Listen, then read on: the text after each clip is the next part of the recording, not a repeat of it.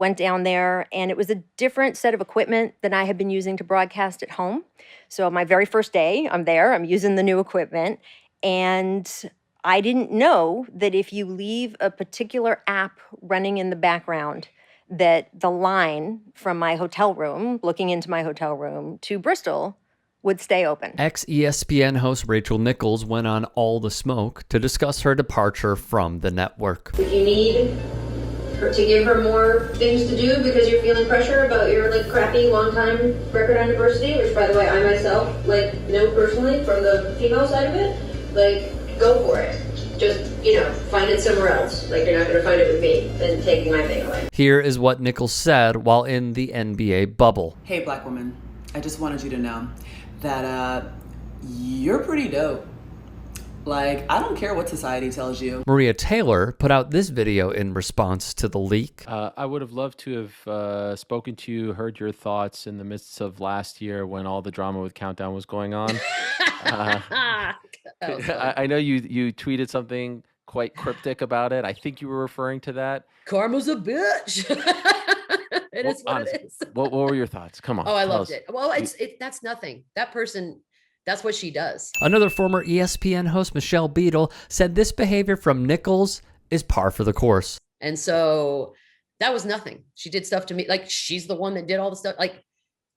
She's the one that plays that game. And, to watch the both of them sort of engage in the media wars. I don't think either one came out looking great.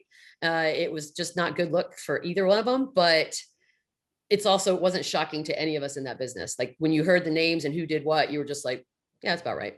And for me personally, yeah, that was, yeah.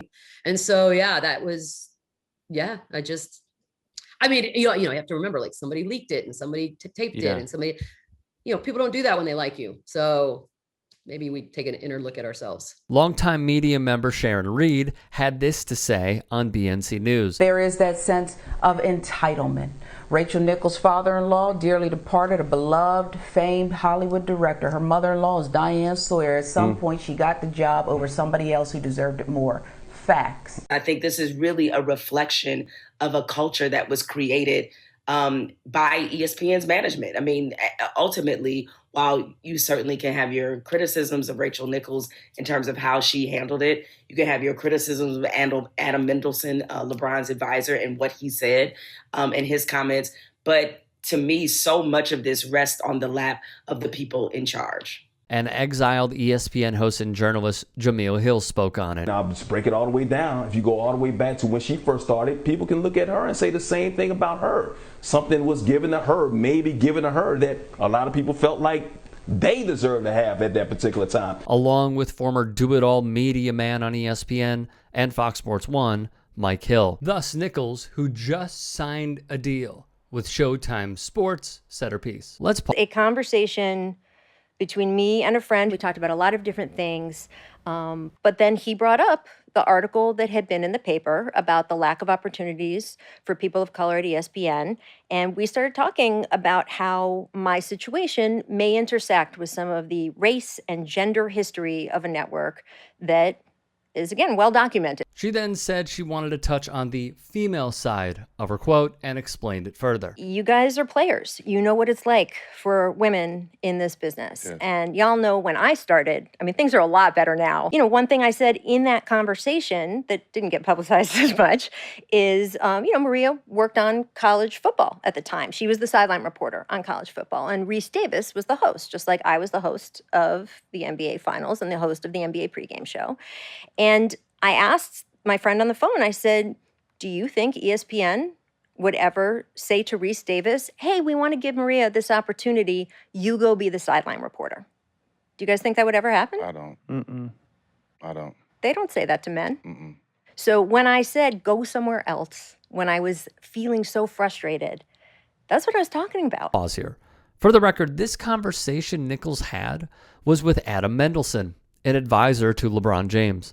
In that convo, Mendelsohn, as transcribed via CNBC, replied to Nichols when she was awaiting ESPN's move at the time. I don't know. I'm exhausted. Between Me Too and Black Lives Matter, I got nothing left, he said.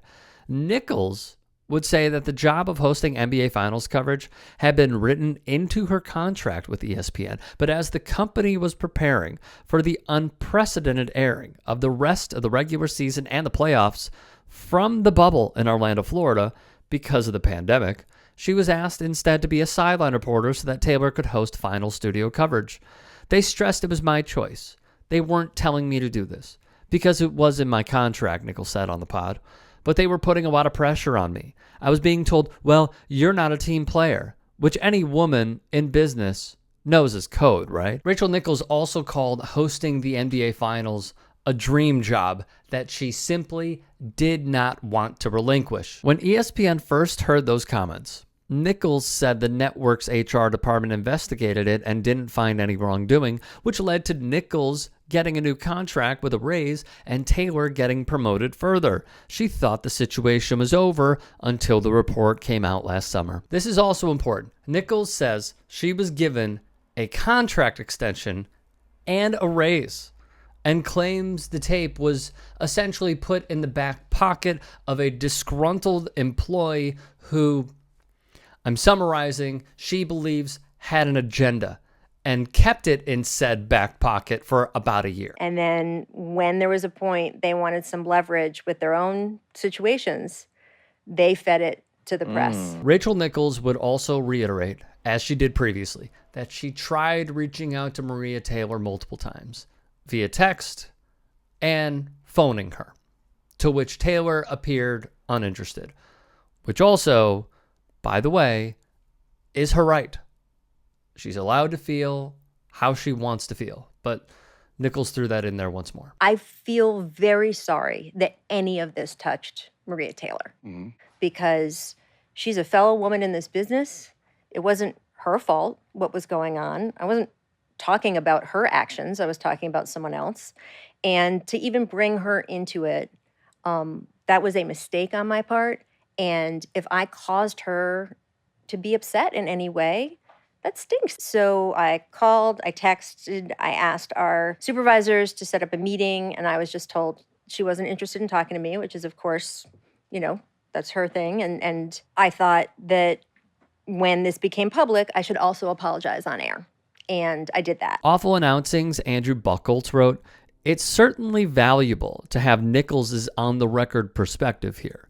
Viewers can factor that into the wider analysis of what she said, how it was seen. In particular, it's significant that she is admitting to her own error in leaving the app running, which should forever close the door on the hacking criticism some people floated, but does still raise the questions she cites about the ESPN employee's decision to watch and record it, how it was perceived, and what it led to. Nichols' comments here don't make her immune from criticism for what she said, but they do illustrate her side of that controversy in a more on-the-record way than what we've seen to date. And viewers can still come to their own conclusions on her, on Taylor, and on ESPN's handling of the whole situation.